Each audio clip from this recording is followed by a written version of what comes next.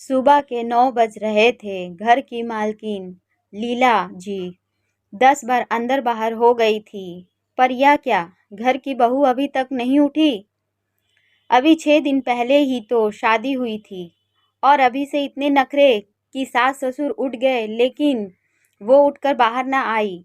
वैसे तो देवरानी जेठानी का रिश्ता कभी एक ना होने वाला होता है, लेकिन यहाँ तो जेठानी जी की जान हलक में आ रही थी कि पता नहीं सासू माँ नई नवेली देवरानी के साथ क्या करेगी। इन 3-4 दिन से तो जैसे तैसे बड़ी बहू गुड़िया ने संभाल लिया था। रीति रिवाज में बहुत थक गई हो, लेकिन आज क्या, आज तो मेहमान भी चले गए। आज क्या बहाना करे। आप तो देवरानी सासू माँ के निशाने पर आ चुकी है। लीला जी वैसे भी अपने तेज स्वभाव और गुस्से के लिए पूरे घर में जानी जाती है। आज तक उनके पति आलोक जी की भी हिम्मत ना हुई उनके सामने बोलने की। वह अपने घर की रानी है, जहाँ से उनका ही राज चलता है। कोई बोलकर तो दिखा दे, उसकी शामत आ जाए।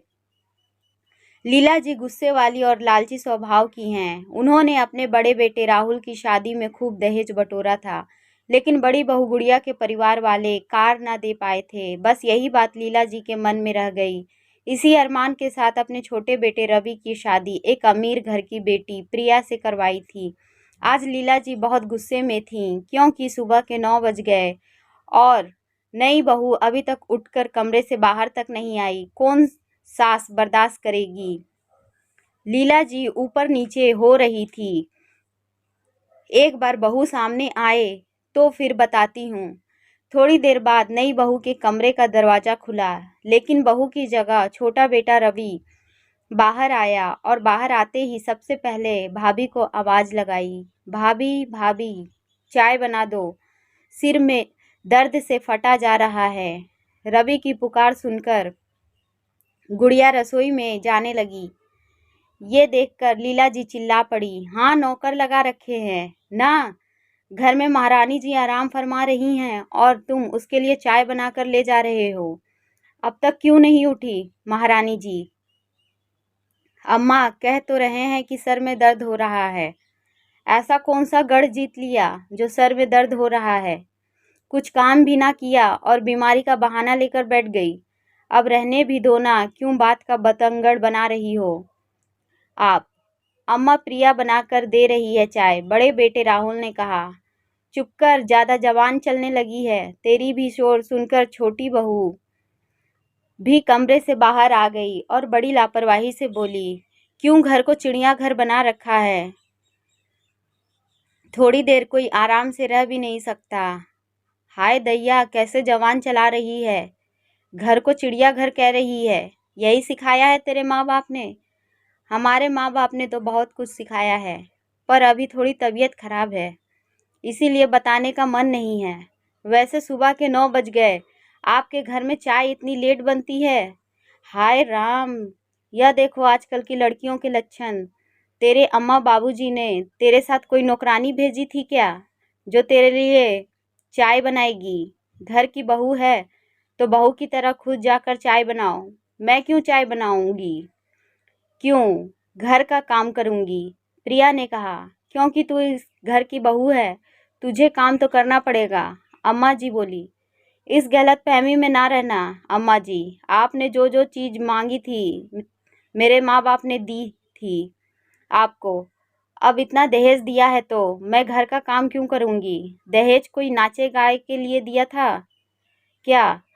अपनी नाक तो ना दी तेरे पिता ने, समाज में इज्जत दिखाने के लिए। माफ़ करना माँ जी, जो मेरे पिता अपनी मर्जी से देते तो वह अपनी नाक भी दे देते, लेकिन आपने तो मांग मांग कर लिया है। शादी के ठीक 5 दिन पहले कार की डिमांड कर दी। कार कोई 1500 की तो नहीं आती है ना, जो खरीद कर दे दे। पर फिर भी मेरे पिता ने कार खरीद कर दी। जब मेरे पिताजी ने आपके नखरे उठाए हैं तो आपको भी मेरे नखरे उठाने पड़ेंगे। वह महारानी जी तो बहुत ही आसमान में उड़ रही हो, पर मुझे पर कतरने आते हैं। अभी तेरे बाप को फ़ोन करके बताऊंगी ना, तो ऐसी भूल ना करना। हम आज यहाँ आने से पहले मैं अपने पिता को बोल कर आई हूँ, जब तक आपकी बेटी ना बुलाए आप यहाँ आना नहीं। मेरी जो जवान मेरे माता पिता को मेरी कमज़ोरी लगती थी, वही जवान मेरी ताकत बन चुकी है। और रही बात मेरे पंख कतरने की, वह तो आपसे ना हो पाएगा। प्रिया कहकर अपने कमरे में चली गई। पीछे से लीला जी रवि पर चिल्लाई, तू खड़े खड़े देख रहा था और तेरी बीवी हमसे जबान लड़ा रही थी। अम्मा दहेज तुम्हें चाहिए था, बाबूजी के मना करने के बावजूद भी तुमने 5 दिन पहले कार की मांग कर डाली। अब तो भुगतो ऐसी बहू लाकर। मैं तो कुछ नहीं कहने वाला। लीला जी बड़बड़ाते ही रह गई। घर में बाकी लोग खुश थे, क्योंकि अब लीला जी को सबक सिखाने वाली आ चुकी थी। प्रिया का व्यवहार घर के सभी लोगों के साथ बहुत अच्छा था। वह सबके साथ मिलजुल कर काम करती थी और सबके साथ बहुत प्यार से रहती थी। पर लीला जी के साथ उसका 36 का आंकड़ा रहता था। लीला जी का बोला हुआ काम तो वह बिल्कुल नहीं करती थी। तो दोस्तों, कहानी पसंद आई हो तो वीडियो को लाइक, चैनल को सब्सक्राइब करें। बहुत बहुत धन्यवाद।